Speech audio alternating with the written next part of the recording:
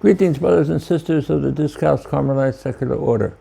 We are studying the constitutions to reinforce what the church expects, what the order expects of us in our vocation, what the church expects of us as Carmelites, whether friars or nuns or seculars. The church, because it's the church that issues the constitutions. It's true, the order writes them, but then before they can be effective, before they can have any effect, they have to be presented to the Holy See, and the Holy See has to comment on them or make changes or corrections or suggestions for how to be more precise about what our vocation is. We don't say, we individually, I don't say to the order, I think this is what a Carmelite is and therefore we should do this, that, or the other thing. I say to the order, what do you want me to do? But the order itself doesn't say, this is what we are. Therefore, the church accepts it. No, the order has to present to the church what we think we are, and the church says, yes, that's who you are. So that's what the constitutions, and that's what we've been studying in the constitutions. We've come up to a section that is not part of the original constitutions.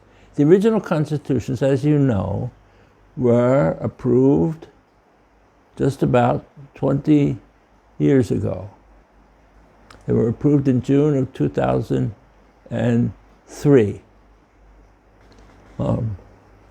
I had been in Rome since 1997, so I was 6 years before, 6 years with the rule of life, and then we had a Congress in the year 2000, and at that Congress in 2000 it was decided that we should rewrite our basic legislation, and we did it by calling the legislation no longer the rule of life, but to be more united as an order, we have constitutions.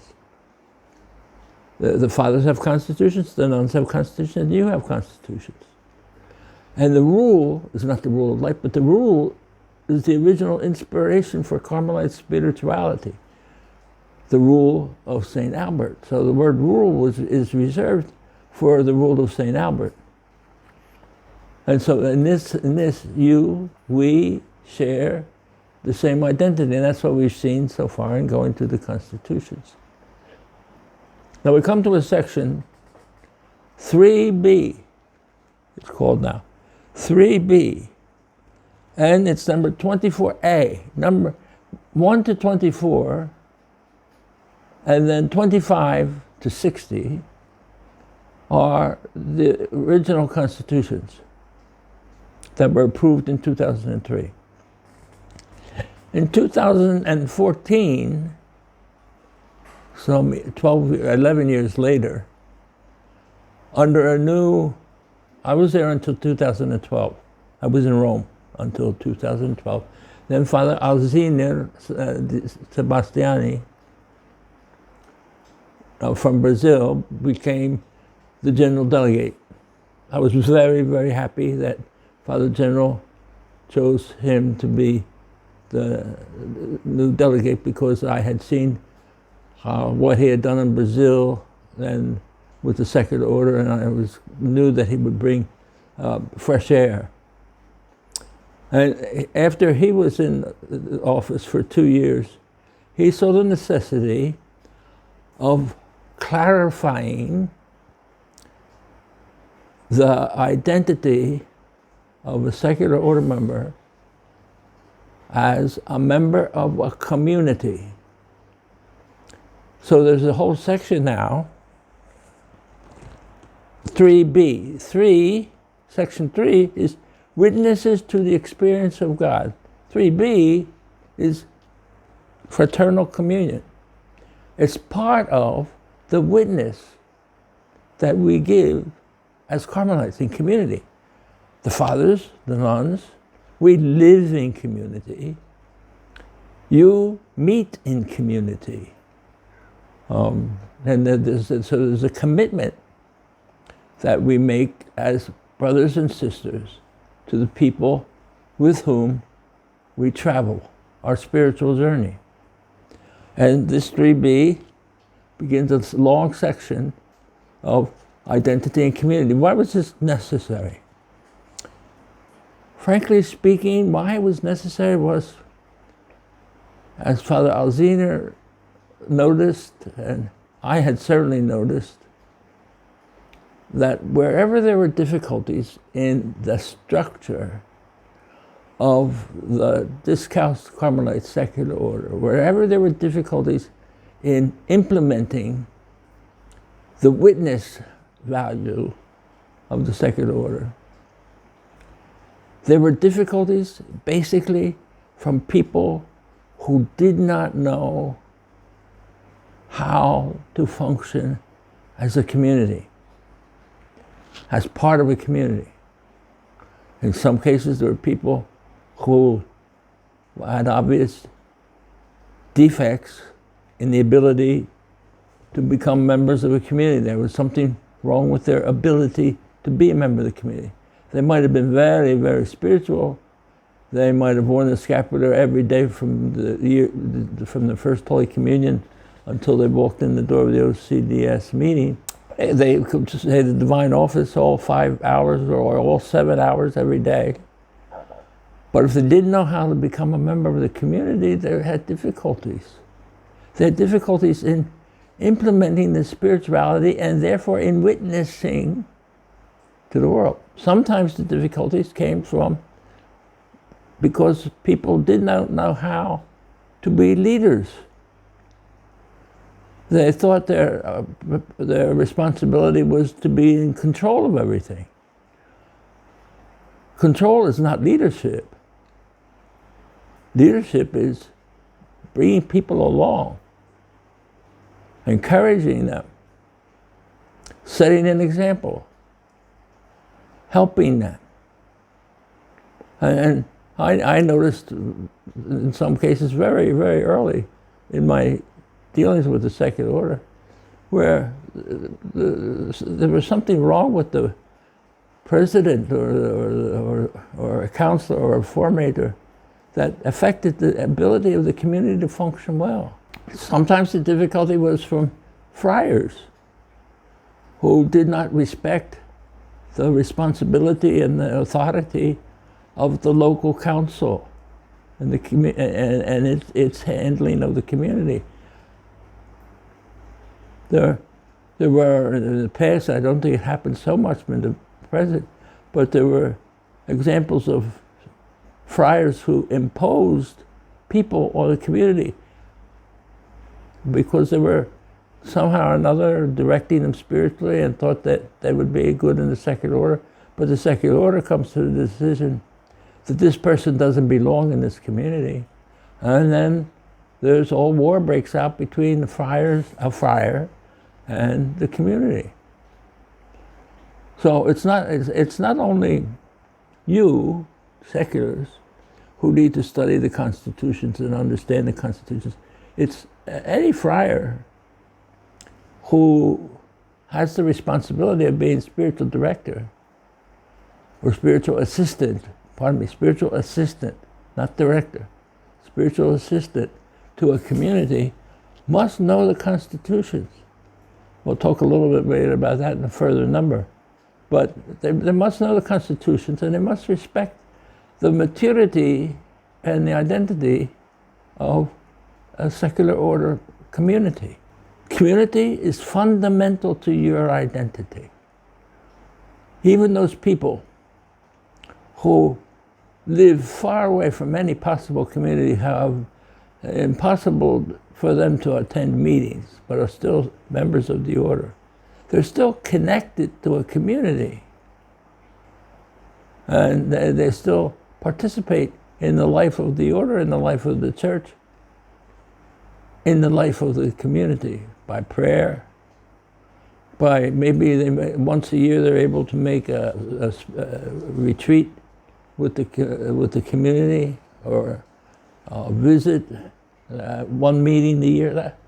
That works out. However, the delegate and the provincial decide to handle that, to handle people who do not live in the vicinity of the community. Where the secular order really functions well, there's a good community. Where the secular order is non-productive, where the secular order is not a happy place to resolve difficulties, it's not functioning as a community. And the reasons are because community is not understood. So there are some people who are not capable of being members of the community. Even with those in that circle, that group of people who are capable of being members of the community, there are some members who are not capable of being superiors or leaders. So there has to be a real appreciation of the brotherhood, sisterhood of the members of the order, and how healthy communities work. How healthy communities are witnesses to the experience of God. We talked about witnesses to the experience of God as individuals and as individual members of the secular order. Now we're going to concentrate in the next few weeks, because this is a long writing. These numbers are long. If you look at them, 24A, 24B, 24C, 24E, D, 24E. It's a different style, because Father Alziner is a different style than I was. In writing the constitutions, originally, I had a preference for keeping things down to earth, and meaning simple. I tried to use simple sentences, not complex, compound sentences. Tried to make very clear. And there are a number of footnotes, just where it was necessary. But if you look at these, sometime in the future, when somebody is looking at the secular, they're going to say it's obvious that this was written at a second time, at another time, and by another mindset, another hand. Because if you look at the numbers, whatever is said about the community is justified by so many footnotes, so many quotes. And that is brilliant, because the problem of the secular order is always found in the questions about how the community functions and the necessity of leadership in the community. Not control, but leadership. Leadership in the community and participation in the community. So we'll go through these numbers, and I want you to pay special attention to the footnotes when we get to the footnotes. So we begin. We'll start with 24A. It's very long. We're not going to finish this one today. It'll take us, I think, a couple of sessions to go through this this chapter, or this section of the Constitutions, 3B, Fraternal Communion. 24A, the Church, the family of God, who is Father, Son, and Holy Spirit, is a mystery of communion. What's the justification for that sentence? See, if you look at footnote number 21. Confer, Vatican Council II, Lumen Gentium number 4, Gallibet Spes 24. Confer, John Paul II, Christi Fidelis Laici. Number 19. Ratio Institutiones OCDS. Number 25. Congregation for the Institute of Consecrated Life and the Society of Apostolic Life, Congregavit in Nuno Christi Amor, numbers 8 and 9. If you have the ability, if you have available to you the Vatican Council documents, And especially Christi Fidelis Laity. I can't talk about how important Christi Fidelis Laity is. It's the real inspiration that comes from St. John Paul II. Christi Fidelis Laity, Christ's faithful people, lay people. I already mentioned once before when we were back doing the identity of a Sacred Order member, that the documents of the Second Vatican Council, the only document that has the word apostolate in it is the document on the lay people. The lay participation in the church, not just sit back and go to Mass on Sunday and sit back and then the rest of the week be Catholic and say your prayers, but actually participate in the life of the church, liturgically participate in the life of the church, prayerfully participate in the life of the church, and where you are able to actively participate in the life of the church. Christi Fidelis Laity is so important because of how it recognizes the authority of laity in the church. The church, the family of God, who is Father, Son, and Holy Spirit, is a mystery of communion. St. John Paul II did an awful lot through various documents to develop the insight into the role of lay persons in the church. We clerics and religious, we're 0.05% of the population of the church. 0.05. Yeah, we have all the money, we have all the control of everything. And that needs to change. And that's what Pope John Paul II was able to see. And we see it in the Western countries right now. Right now, where I am, in Asia, and also in Africa, and to some extent in Latin America, there's a boom of vocations. We just professed here in Indonesia, we just professed 12 novices, made their first vows, 12. We have 33 brothers in the city of Kupang in philosophy, studying philosophy. There are 15 brothers in theology.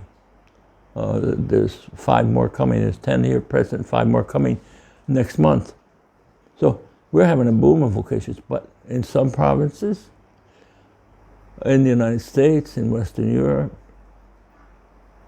there's hardly any vocations. My old province, Oklahoma, there's no vocations for years. No new ordinations, no new professions, nobody in formation. So the church looks to see, how is it possible for the church to still function? Well, by the majority. I don't want to get off on a tangent from the constitutions, but it's very important for you to understand your role in spreading the gospel, your role in witnessing to the salvation that God offers to everybody.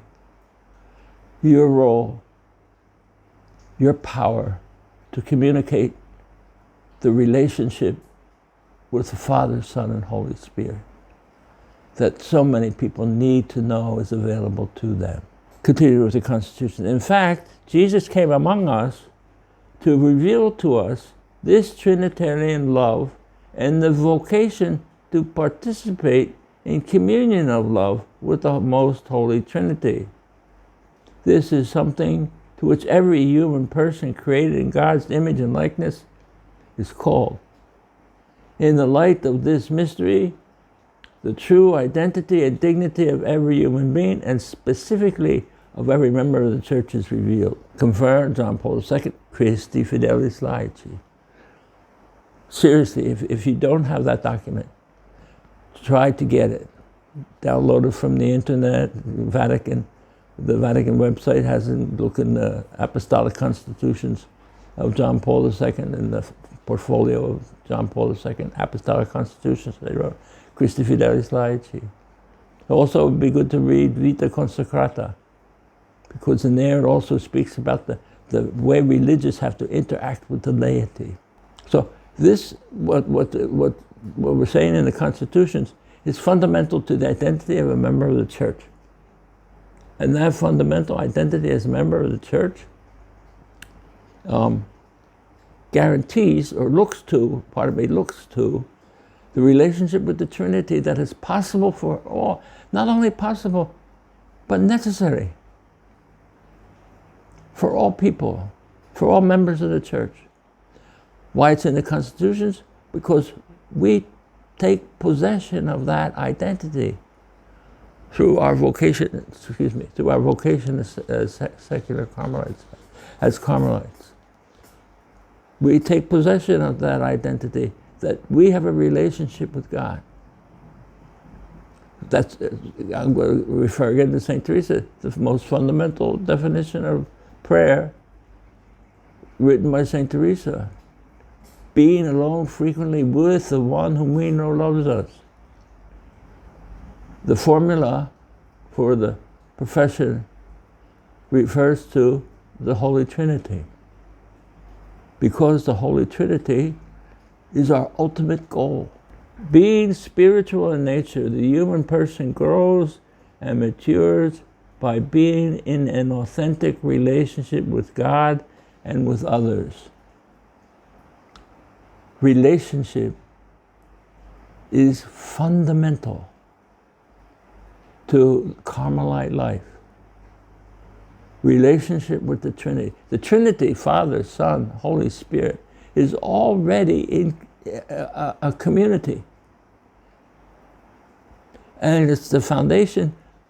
If God, Father, Son, Holy Spirit, as St. Teresa says, dwells within, deepest within the inmost or innermost part of the human person where God dwells, Father, Son, and Holy Spirit, we're already invited to a life of communication, a life of community. We're baptized in the name of the Father and of the Son and of the Holy Spirit because we're incorporated into community.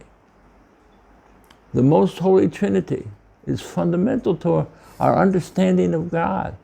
God's revelation through Jesus was that He's not just the Creator, He's the Redeemer, He's the Sanctifier. What does sanctity, holiness, have to do with redemption? What does redemption have to do with creation? Understanding the Trinity is a marvelous study. You're never going to arrive at a complete understanding because it is a fundamental mystery. It is the fundamental mystery. You know the story of St. John of the Cross. St. John of the Cross, on the day when there was not a saint assigned to that day, celebrated every day a votive mass, the votive mass in honor of the Holy Trinity. And people would ask him, why do you celebrate the votive mass of the Holy Trinity every day? Because it's the highest saint in heaven. More than any other saint, more than the Blessed Mother, more than St. Joseph, more than all the apostles, so more than all the martyrs, more than all the fathers of the church, more than all the doctors of the church, more than all the pastors of the church, more than all the virgins consecrated to God in the church, more in order than everything is the Trinity. We're called to participate in the life of the Trinity, and it's already a communion. That communion is the fundamental identity, the foundation identity of the church. Being spiritual in nature, the human person grows and matures by being in an authentic relationship with God and with others. I've often thought about St. Teresa, chapter 41 of the book Camino de Perfección, Way of Perfection, Jalan que se Purna. In chapter 41, she says, this is what something that holy people have in common. Tanto más santas, más conversables. What it says in English is, the holier they are, the sisters, she's writing for the nuns, the holier a nun is, the more sociable they are. Our becoming contemplative does not withdraw us from human society. As a matter of fact, becoming a real contemplative opens up for us the possibility of really entering into the fullness of relationship with other people. So that's what we're practicing in living our community life. Okay, so we're halfway through 24A, and it's already 25 minutes or so. So I will stop there, and the next video will be the continuation of 24A. It's a long number, and all of these numbers are long numbers, and they're well worth taking a lot of time to spend on. So read that section of the Constitutions. 24A of 3B, Fraternal Communion. God bless you. Thank you for your attention. Thank you for your interest in this secular order. Thank you for being brothers and sisters in the search for God. And if you want to subscribe to this channel, I'm very happy that you would subscribe. I think we have, right now I have 1,350 or so subscribers to this channel.